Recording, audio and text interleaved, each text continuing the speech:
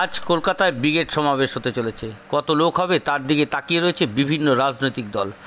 আজ বিভিন্ন প্রান্ত থেকে বামপন্থী কর্মীরা নৈহাটি স্টেশনে এসে জড়ো হয় এবং সেখান থেকে নৈহাটি লোকাল ধরে ট্রেনে ব্রিগেডের দিকে রওনা দিচ্ছে। ট্রেনের মধ্যেই বাম কর্মীরা স্লোগানে মুখরিত হয়ে ওঠে ট্রেন। বর্তমানে রাজনৈতিক প্রেক্ষাপটে একদিকে যেমন শিক্ষার দুর্নীতি, অন্যদিকে মুর্শিদাবাদের হিন্দুর ওপরে অত্যাচার সারা দেশে বাতাবরণ সৃষ্টি করেছে এক অরাজকতার। আর তারই সন্ধিক্ষণে এই ব্রিগেড সমাবেশ। এখন দেখার বিষয় এই ব্রিগেডে কত লোক হয়, তার দিকেই তাকিয়ে রয়েছে বামপন্থীরা এবং বিভিন্ন রাজনৈতিক দল।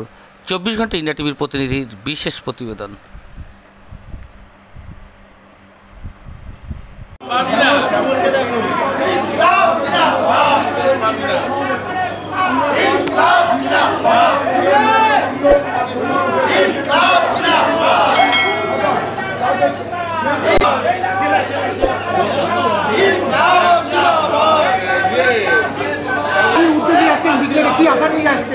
সারা দেশের সরকার গরিব মেহনতি মানুষ, কৃষকের তাদের প্রতিনিয়ত বঞ্চিত করছে। কৃষক ফসলের দাম পায় না, আর কর্পোরেট মুখে এই সরকার তাকে হুমকি দিতেই আমাদের এই ব্রিগেড আর পাশাপাশি এই রাজ্যের সরকার পুরোপুরি দুর্নীতিতে ডুবে রয়েছে। আপনারা দেখতেই পাচ্ছেন সারা রাজ্যে কোনো শিল্প নেই, কিন্তু যারা চাকরি পেয়েছিল তাদেরও দুর্নীতি করে, সরকার দুর্নীতি করার পরে তাদের চাকরি গেছে।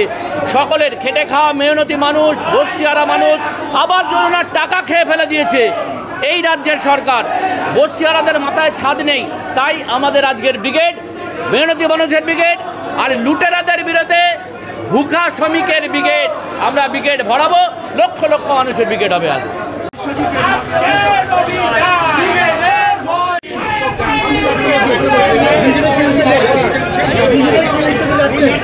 ব্রিগেডে যাচ্ছি আজকে রাজ্যে সীমাহীন দুর্নীতি, বিশেষ করে যে চাকরি চুরি তৃণমূল সরকারের।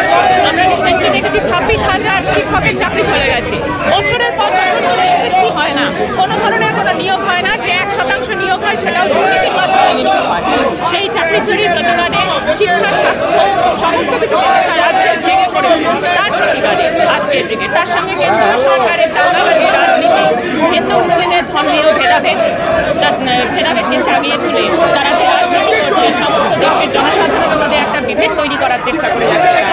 মূল্যবৃদ্ধি, গ্যাসের সিলিন্ডার থেকে শুরু করে নিত্য প্রয়োজনীয় সবকিছু সাধারণ মানুষের ধরাছোঁয়ার বাইরে চলে যাচ্ছে। এবং তার সঙ্গে আমাদের কোনো কর্মসংস্থান নেই। জিনিসপত্রের দাম বহু করে বাড়ছে, কিন্তু কর্মসংস্থান নেই। এই সব কিছুর প্রতিবাদে আজকে আমাদের আমার নাম দেবলীনা শাখা। ব্রিগেডের উদ্দেশ্যে যাচ্ছি। সরকার চুরি করবে না দাঙ্গা করবে নাকি মানুষকে বাঁচতে দেবে? মমতা ব্যানার্জি যে চুরি করে ঘুমিয়ে আছে, কানের খোলটা পরিষ্কার করতে যাচ্ছি। যে কানে যেন সরকারের বার্তাটা পৌঁছায়। ভালোভাবে যদি রাজ্যপাট না চালাতে পারো, পত্রপাঠ বিদায় করার ব্যবস্থা আমরা করছি আগামী 26-এ। সুব্রত মুখার্জি। চলছে সারা রাজ্যে যে ধর্মের নামে হানাহানি চলছে। একদল এক সম্প্রদায়ের গুণ গাইছে, আরেক দল আরেক সম্প্রদায়ের গুণ গাইছে, যেটা আমাদের সংবিধান বিরোধী। আমাদের সংবিধান বলেছে সব ধর্মের সমান অধিকার। আর এসএসসি চাকরি করেছে 26,000 ছেলে মেয়ে চাকরি গেল, এটা তো শুধু 26,000, সারা রাজ্য জুড়ে এরকম অসংখ্য ছেলে মেয়ে চাকরি পাচ্ছে না। এই দাবি দাওয়া নিয়ে আমরা প্রতিবাদ জানাতে আজকে ব্রিগেডে যাচ্ছি। আমার নাম সুতীর্থ সাহা। দেখছেন 24 ঘন্টা ইন্ডিয়া টিভি, সর্বদা সবার পাশে, সবার মাঝে। আজ এ পর্যন্ত। সঙ্গে রাখুন 24 ঘন্টা ইন্ডিয়া টিভি। দেখতে থাকুন সব জেলার সব খবর সবার আগে 24 ঘন্টা ইন্ডিয়া টিভির পর্দায়। নমস্কার।